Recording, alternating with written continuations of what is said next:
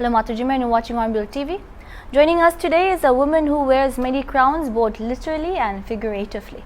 She is an entrepreneur, fashion stylist, lifestyle influencer, event host, and above all, a proud wife and mother of two. She is a reigning Mrs. India INC Femme International 2024, a title that celebrates not only her beauty but her resilience, balance and individuality. From studying in Dimapur, Bangalore and later at the prestigious London College of Fashion, UK, to building a career that spans over 8 years in aviation and more than a decade in fashion styling, her journey is nothing short of inspiring. Her achievements include walking the international runways at Asian European Paris Fashion Week 2025, representing at the 78th Cannes Film Festival, collaborating with global brands like Dior, Guess, Tanishq, Seiko and Bugatti, fashion and working with celebrated personalities like Rahul Dravid and Rishabh Shetty. She has also won subtitles such as Mrs. Beyond Giving and Mrs. Captivating, providing that pageantry celebrates far more than appearances.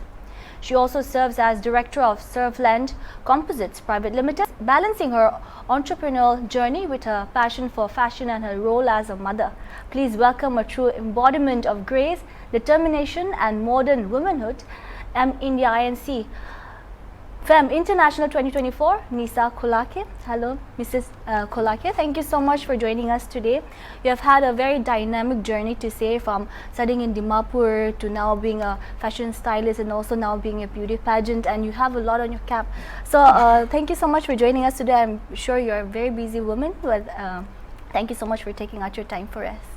Thank you, first of all, for the beautiful introduction and for having me here. It's such an honor. Right. Okay. So every story has its roots, and your story, it started from Dimapur here. You were born here, if I'm not mistaken. Yes. So tell us more about your childhood here in Dimapur. Our viewers might want to know a lot about it.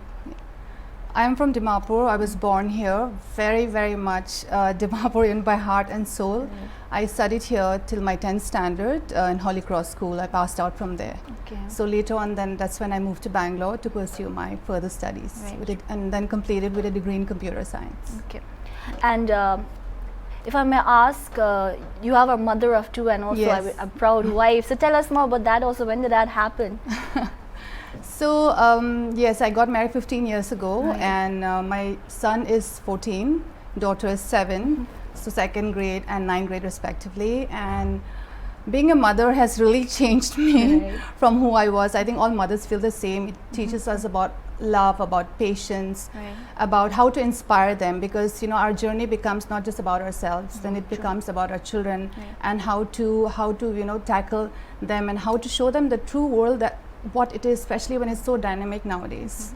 So what brings you to Dimapur here? I was told that you're not staying here. You're not based here. So tell us where you're based and also what brings you here. So I'm based in Bangalore because my husband's from Bangalore, and I did come here for a personal family occasion, and that was the main reason I was here. And coincidentally, everything else fell into place, and that's how I'm here today with you. And before you went into fashion, I was told that you studied computer science. Yes. So what inspired the shift? That's a total opposite, right? Absolutely. So growing up, well, my parents were very strict, naturally, as most Naga parents are. My father was an engineer, so he wanted me to also take up engineering or study something in science. But I did have a mini rebel session with him, so I said no engineering, I will do my science graduation, which I did.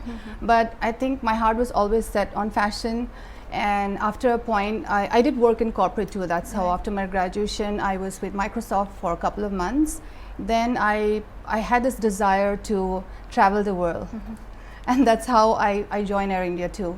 I was there for about 7 years. I had a great time. It was one of the most fabulous times I think of my life, traveling the world. And after a point, I realized that, okay, enough like living out of a suitcase.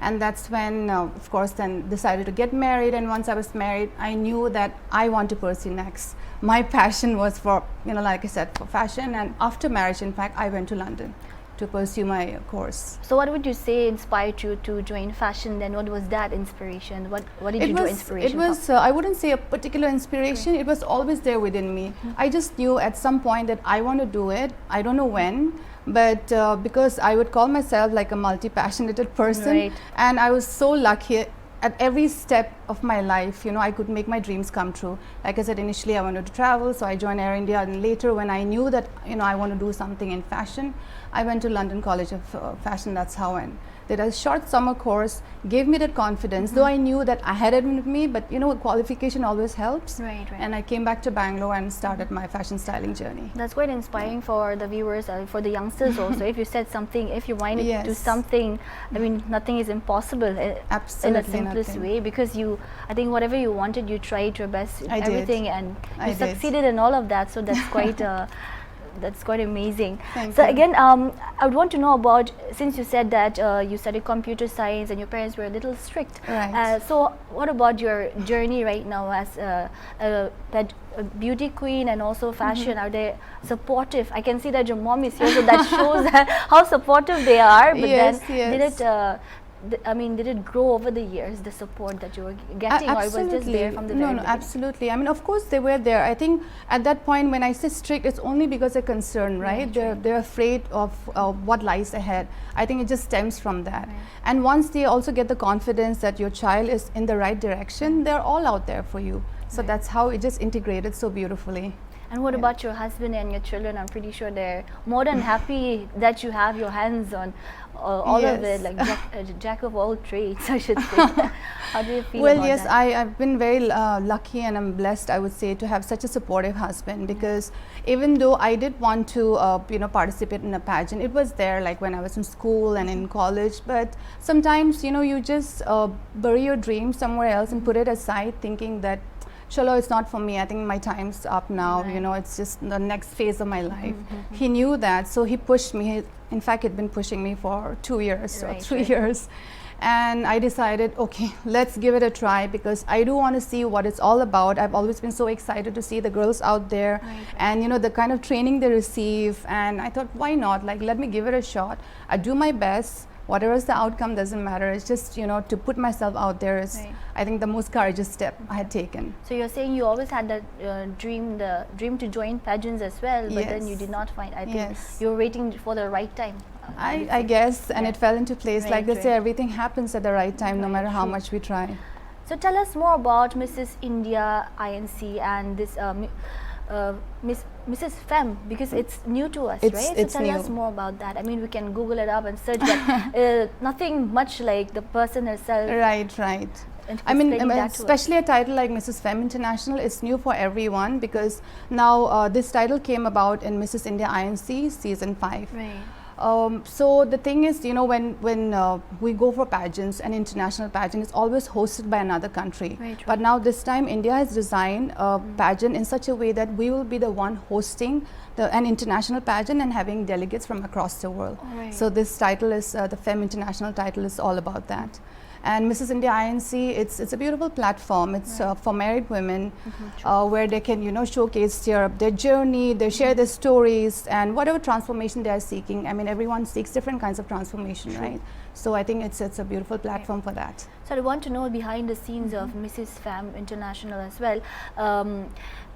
For pageants like Miss Universe or all those other pageants, you go to a month-long training and all of that, right? Grooming sessions.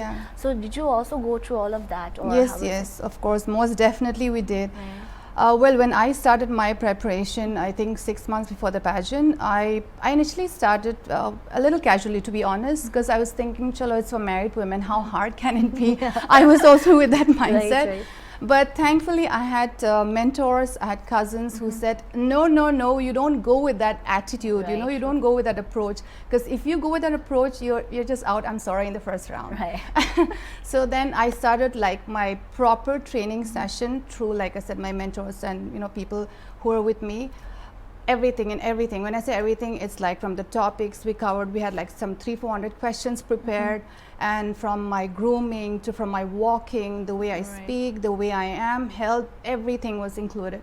That is how I prepared. But aside that, even Mrs. India INC, they do provide 3 months before the actual pageant. We do have an online training session, because now we have participants from across India. And it's for married women, right? So all of us have responsibilities too. So it's not possible to collect everyone for a month and prepare them in a place. So what they do is they start 3 months ahead, and they give us preparation in grooming, in fitness, in wellness, also the skin, makeup, hair, everything. They do give us everything, all the training. And they call us 10 days before the actual finale. Okay. So we do have that grueling session as well. So may I know, what was the feeling like when you were crowned the Mrs. Femme? Just run us through this moment. We would want to be there with you. Right. So I was honestly, I was so scared. Initially. But as I finished, giving my answer, and then I walked, and when you wait for the, the winners to be announced, I just surrendered at that point, thinking that I have given my best, because more than this, I know I couldn't have done anything else. So in my head, I'm like, you are a winner already. It doesn't matter whether your name is announced or not. But of course, when they announced my name, it felt surreal. I just really literally wanted to pinch myself. It was so surreal. Right. And I really thank God and thank all my supporters. I mean, we had a lot of people from Nagaland too who were supporting. I was also really shocked because I didn't know initially, but my family, my cousins, they all told me that everyone was supporting you, and I just felt so much love. Right. When it comes to pageants like this, again, there are online portals also where you get to vote for your favorite contestants and things like that. Social media also plays a very important role. Did it play? No, for us in this Mrs. India INC, no, we did not have that. We didn't have the pressure of that. Right. So again, when will the finals, the international pageant be held? Most probably the end of the year or early next year is what is planned. Many people will see that pageants are more focused on the younger unmarried women, right? So how do pageants like Mrs. India, INC empower married women to reclaim their individuality as well and dreams? Like you have shared your part of the story, shared your story as well, but if there's anything that you can add on to that. Definitely, I would tell all married women actually, because specifically this is for that segment and category, that do not let marriage or motherhood diminish your dreams. If you have something that you desire, not necessarily a pageant, any field of your choice, we should go out there and chase our dreams, because since we are mothers, we have a responsibility towards our children. They're watching us. When we empower ourselves, I believe we're inspiring our children to empower themselves in the future, to follow and chase their dreams and their passions. Right, true. And when it comes to pageants like other pageants, everybody comes from different walks of life when it comes to younger women, right? And for married women, when there's a pageant, I'm pretty sure there are unique challenges that every individual brings there to the pageant as well. You have shared some of the challenges, like being a mother, juggling your motherhood, your work, but all of that. But how does the platform help them turn the challenges into strengths again?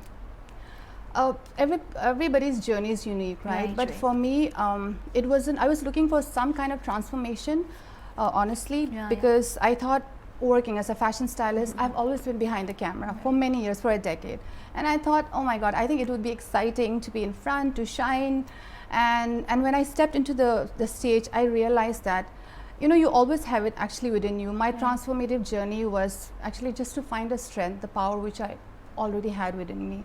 I just had to find that. So that was my transformation. And you did. You did get what you were looking for, right? Yes. And also, I just wanted to ask this. You said that you were born here, you have lived here, but at the same time, most of your colleges, you studied outside. Right. So, would you also say that when it comes to international national pageants, also like Mrs. India or Mrs. For married women, would you say that you studied outside, so the way you think also becomes broader, right? True. So would you say that also helped you join that? Because if you were a mother here in Nagaland, would you say you still have the confidence to join that? Because you know that it's a little conservative here in the Naga society when it comes to women also contesting in pageants like that. Yes, no, I agree with you. Honestly, perhaps that has been instrumental in me gaining confidence as well to compete with other people from mainland, right? And also, but here I would say that we are so blessed to be at a time where people are evolving, mindsets are changing, we're all changing, the world is changing. So I believe it's the best thing to do is to adapt. And like I mentioned earlier, if one has a dream in any field, I think one should just go and chase, so that we can show to the next generation what it's all about, the power of chasing your dreams. And even for people living here, it doesn't matter. If you have something in you, you should go for it. And husbands, should be supportive. Yeah, actually. We need the support of the husbands, Right, because right. marriage, I believe, is a beautiful partnership, and it should be something about where we allow each other to grow and together thrive, because you cannot, you know, grow alone and you cannot thrive alone. Right. It's a family unit, right? Yeah, So true. It needs not just for the individual to, I mean, just come out of their cocoon, but also needs the support of the family. We do need the support. I Yeah. completely agree. A society as a whole, not just the family. Absolutely, But, yeah. absolutely. And you also won the subtitles of Mrs. Beyond Giving and Mrs. Captivating. So, Right. what do those titles mean to you? So Beyond Giving was for someone who would raise charity, the highest amount of charity towards different goals. Like for me, it was about the education of the girl child. Right. It was something very close to my heart. Also because, like you said, our Naga society, when I was growing up, or perhaps even now, we are very much a male-dominated society. Yeah. And a lot of importance is given to the male child. So it just felt something which was close to me, that I wanted to do something for the girl child. And I had the love and support of a lot of people, you know, from across India, not just in Nagaland, from Bombay, from Delhi, from you know, from Bangalore, Right. and even friends from abroad. So everyone contributed. So there were contributions ranging from 100 rupees to like 40-50,000. Right. That's how I raised, you know, for charity. So Beyond Giving was for charity. Okay. So may I also know if you're still involved in that? I mean, in educating children, are you doing any projects on that? Yes, we have the plans of doing it in the future as well. Yes, absolutely. I mean, we plan that. I plan to continue for, you know, as long as I can empower someone else. Definitely, I'm continuing that. It could be, and I keep telling whoever I meet also, it doesn't have to be a big amount. It could be just educating one person, one child, depending on the capacity, each individual's capacity, right? Someone can empower perhaps an entire school. Someone can do it for one person. That's what I do, and that's what I promote, and I tell everyone around me. And showing that pageants also, they celebrate qualities, giving subtitles like this, they also celebrate qualities beyond appearances. So how important is it for such competitions to redefine beauty standards as well? Absolutely, because I believe nowadays pageants, even in the Miss category or Mrs. both, you know, in terms of the broader picture, it's gone a lot beyond physical. I think they do look for substance. They do look for, you know, what you can do for the future, and how you can empower, how you can inspire someone else. Because, and the shift in this beauty representation was so important, because I believe when you're inclusive and then you show that beauty is multifaceted, it doesn't, we don't want to show that beauty is XYZ or beauty is this way. So when you show inclusivity and diversity in the whole pageant, I think that's when we are setting, you know, the shift in the true standard of beauty and the definition of beauty. Right. Again, moving on, moving to your victory. In what way do you think that your victory inspires other women, especially when it comes to Nagaland? Even in Nagaland, I've received a lot of love and received a lot of personal messages too, from small things like somebody I know.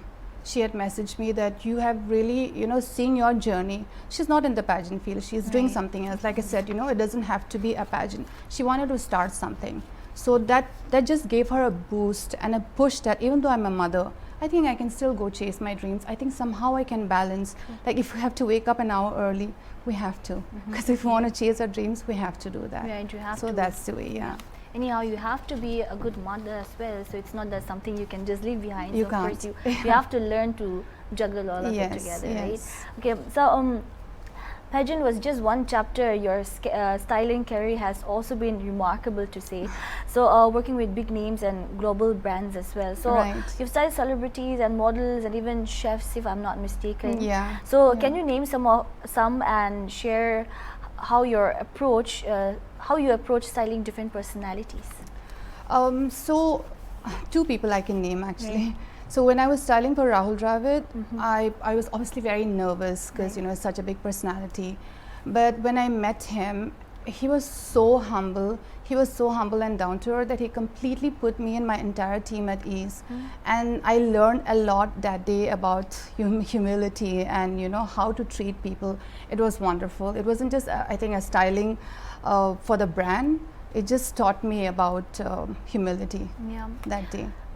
Could you also tell us the time frame when actually your fashion styling career started also? I would say 2012. 2012, Yeah, about 2 years after my son was born.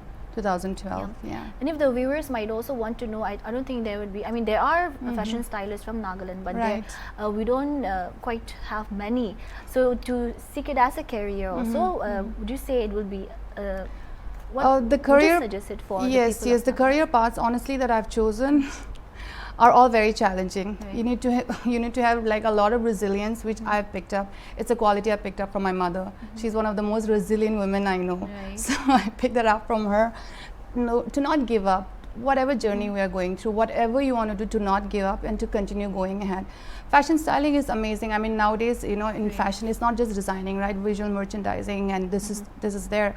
But having said that, now if your career doesn't take off as a stylist, you can always deviate into something else. There's so many options nowadays. But whatever we do, put your heart and soul. Be willing to work long hours. I've even worked 16 hours a day for shoots and slept like 3-4 hours, and again report the next day. Right.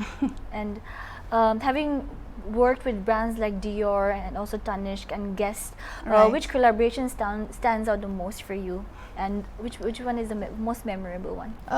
Every collaboration, I would say, has been unique in its own way, but Tanishq definitely also because it was a campaign for older women. So Nafisa Ali, she was the main face of the campaign, to show that women, I mean, of all ages can also be beautiful and look gorgeous in the jewelry. So I think that really stood out, and that had my heart. And this was about 10 years ago when things like this were really unheard of. So I remember that campaign. Since you're in the fashion industry somewhat, I mean, like you are in the fashion industry, would you say that the Nagaland, when it comes to Nagaland, is it evolving when it comes to fashion? Oh yes, definitely it's evolving. Yeah. And did you say, if we have to put it, take it to the global level, what are the changes that we have to make here in the grassroots? In the grassroots, I think in terms of infrastructure, we have to, and perhaps we need more support from the government. And because even when I was also going for my Mrs. India pageant, I had collaborated with 2 designers from here, and because I wanted to show a bit of our culture as well. So it was with Leing Beni and with Teja Sekose. Both of them had designed beautiful garments. One was from my mom's tribe, Lotha, and the other one was inspired by the Mao tribe. So they did make like amazing outfits for me. Everyone loved it. It was so well received. And also, something that you were in news this year. I mean, everywhere. I mean, all of the news channels. So your journey has also taken you to some of the biggest stage in the world, including the Cannes Film Festival as well. Right. Yeah, I'm quite envious of you to say. So recently, since you attended the 70th Cannes Film Festival, what was the experience like for you? Would you like to know? First of all, it wasn't even a dream I had, because sometimes we don't allow ourselves to dream so big. You think that's not for me. But when that happened, it was surreal again. And when I was on the red carpet, the one thing I told myself, because no matter where life takes us, many times we feel we don't fit in, right? So I told myself, you belong here. This is your moment, enjoy it. Because the red carpet walk is actually just only for 2 to 3 minutes. So I'm just like, enjoy it, you belong here. I mingle with the rest of the people. It was so exciting, and I'm so grateful. And tell us, how did that happen also? How did you get the opportunity? So that opportunity, of course, came because of Mrs. India. Through Mrs. India, I had gone. And well, I was lucky to walk the red carpet twice. So one was through them. The other one was to NFDC. So so you also had a little bit. You represented Nagaland there as well. If I'm not mistaken, you wore a necklace and the earrings. Yes. Tell us more about that. How did you think about that? So I was thinking, because I had the chance, right? I told you to walk the red carpet twice. So once I had to wear what the organization gave me was a gown. It's a beautiful gown. But the next one, I was thinking, I need to make it something more personal, because something which is me. And I wore this beautiful golden Kanchipuram sari because my husband's a South Indian, so it represents, you know, him as well, and because it's a big part, you know, of my journey. And definitely my heritage is from Nagaland, so I had to carry something from Nagaland. That's how I wore the necklace, the jewelry from here. Could you also share some of the behind the scene moments where you met celebrities that you have always looked up to or you're always a fan of, and also some sometimes wardrobe malfunctions are also bound to happen, right, in occasions like these. Right. So tell us behind the stories, if well, you want to. Yeah, of course I can. Like especially when I went for the Asian European Paris Fashion Week. So the gown was ready, and we were just going to go walk now for the ramp, and I couldn't find my slip. Which and I was like, oh my God, I cannot walk like this. I mean, they don't care. They're just like, that's it, move, next, you know. And I was like telling my director, Mrs. India, INC director, I said, ma'am, I can't go like this. I mean, no way, like, you know, no way. But it was so important because we had gone all the way to Paris for that show. And if I miss it, then my opportunity is gone. Thankfully, my friend, my sister queen, had an extra pair. She was like, oh wait, I think I have something, like, let me quickly pull it up. And that's how she saved the day for me. I will never forget that, because at that point, you know, now it's kind of funny in hindsight, but at that point the stress is like unlimited. Totally understandable. You don't want to embarrass yourself, but obviously at the same time you want to leave the moment, right? Exactly. So you have to choose between one, which you can't. Again, you're not just, like I said, you have your hands, I mean, you are jack of all trades, and also sure master of everything also, not just master of none, but master of all. So beyond the glamour, fashion and pageants, you're also deeply involved in business and leadership. So tell us more about, I mean, you're the director of Surfland Composite Private Limited. Tell us more about the company also, and how did that come about? So that company was started by my husband about 10 years ago. He was, it was basically a family business. It's an offshoot of that. They are into chemicals, fiberglass, constructions. Now here what my role is, he started this whole sustainable line, building homes out of recycled waste material from agriculture, PET bottles. They recycled about 1 billion PET bottles last year, the company. So that's the part I play in the PR and marketing for that. So is there any plans of having that company here in Nagaland as well? Because I think it's very much needed. Not just there, but everywhere. Everywhere, yes, definitely, of course. So I was just talking to my family about it this time. They're also pretty excited about it. And definitely some homes will be coming up here soon. We'll be eagerly waiting to cover that story as well, because that will be new for us here in Nagaland as well, right? And you have also mentioned that you were in the aviation industry. So what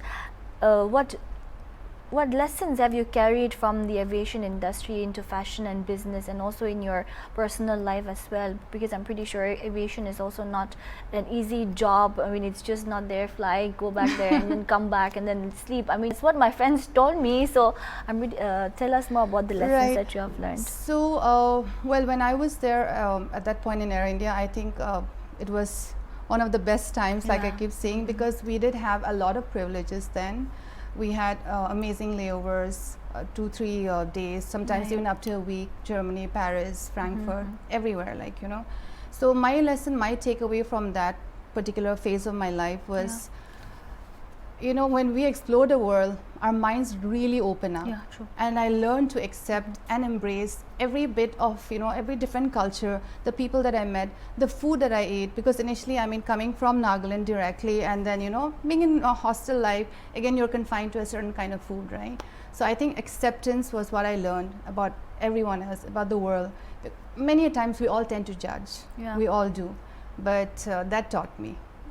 Because everybody is beautiful, every culture is beautiful, every city I visited was beautiful, everywhere there are nice people. So it's just, you know, to find the beauty of that. And that really helped me open my mind to a lot of things. And I evolved from there. And just a question struck my mind, since your husband is from Bangalore and you're here from Nagaland and you have 2 kids. So how do you make sure that your kids know both of the cultures and you blend together? How do you make sure that they stay stuck to their roots as well, both your husband and you? What do you do to make them? That's a very good question. I get that a lot too. So I did get people from Nagaland. I have my help, I have my support system from both my mom's side as well as my dad, and that's how my kids have learned Nagamese very well. They can literally scream, yell, play, everything in Naga. It's so cute to hear them. Right. And I do keep them grounded. I bring them, to Nagaland as well. They're very well aware of the people, the food, the cousins, everyone. I mean, they're so in tune. And since I live in Bangalore, I mean, that comes naturally for them in terms of the, the father's side, the South Indian part, it comes naturally. But I have ensured. Even if it's kids or adults, I think food is something you can never go away from. No matter what, no matter if you have lived somewhere else for the whole life, the Naganess in you will still crave for the Naga food. Absolutely, especially the smoked food. Yeah, smoked pork and akhuni, I should say. See, and as a lifestyle influencer, how do you decide what messages or collaborations align with your values as well? Because I'm pretty sure you do get a lot of collaborations. Right. So tell us about that. So speaking of food, a lot of people think I go on a lot of diets or I barely eat, but that's far from the truth, because I do a lot of food collaborations. Okay. I enjoy trying different cuisines, like I said. It can be ranging from Spanish to Vietnamese to anything. I love trying different cuisines. That's why I do a lot of food collaborations. And whenever I visit any place, definitely that's how I show it to my viewers, to the followers, that I went here and go try it. It's amazing, because I think that's definitely one way of connecting with everyone. Food just brings us all together. And in terms of fashion, I pick and choose the brands that resonate with my personal style at this point of time, and that's how I pick. So how active are you on social media then? Do you keep posting quite often? How is it? I do. Since last 2 years, I would say. It's not something that I planned, but I just got into it. I enjoyed. But having said that, I did not want to be completely hooked onto it, because at the same time, even I'm trying to teach my children, right, to stay away from it. So I don't want to be the one being hooked on. But having said that, I do teach them that I am there because it's part of my work. But once I'm home, it's down. So creating content must also be quite tasking, right? Because as an influencer, you need to come up with different contents every time, entertaining ones, but also that's something that the audiences can relate to. So tell us more about that as well. It's something I enjoy. So whatever I feel at that point of time. Now, for example, now my journey here, at this point of time in Dimapur, next couple of days I will be spending here. So that's what I've been showing to my viewers, and I think everyone's just loving. I've received a lot of positive response. They're just loving this, and they're like, what are you going to do tomorrow? What's next? Show us more, show us some restaurants. So I think it's something whatever I enjoy. Looking ahead, your journey seems to be only beginning. So let's talk about what's next. What about after Mrs.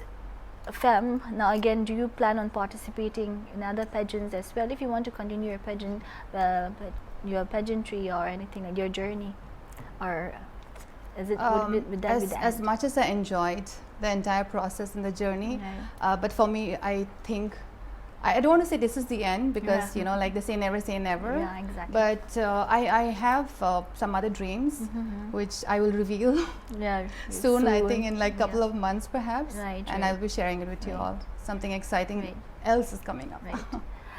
So I wouldn't be able to ask you about a particular career that you're doing, because you have a lot on your hands at the moment. But if you have to describe your journey in one word, then what would it be? I would say ever evolving. Ever evolving, true. I think that's quite a well put actually, because you are doing something or the other every time. Every 5 years, I feel like you're doing something new, and also not just doing it for the sake of doing it, but also you're succeeding in achieving all of that, whatever you wanted. So that's quite inspiring, even for me. It's quite inspiring. So finally, since we're coming to the end of this conversation, what message would you like to share with women who aspire to balance their career, family, and dreams like you have? Is there any words of encouragement?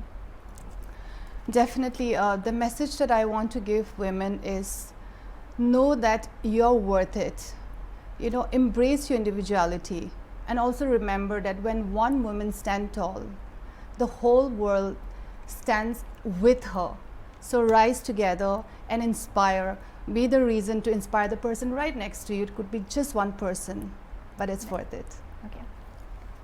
That's quite inspirational. Thank you so much. It was a pleasure having you. I think that'll be the end of this conversation. It was a pleasure having you, and thank you for sharing your story so openly. Your journey is a reminder that the women can wear many crowns at once, of family, career, and personal dreams as well. So it was very inspiring to have you, and I wish you the very best in your future endeavors as well. And I'm sure that you'll have a lot of dreams ahead again of things you have to do, and I hope you I wish that you succeed in all of that. Thank you. It was Thank a you pleasure so very having much. you. And thank you for having me here once again. Right. It's a pleasure. Okay. So that was Mrs. India INC Fem, Nisa Kolakhe speaking to Hornbill TV. That's all we have for now. Keep watching Hornbill TV.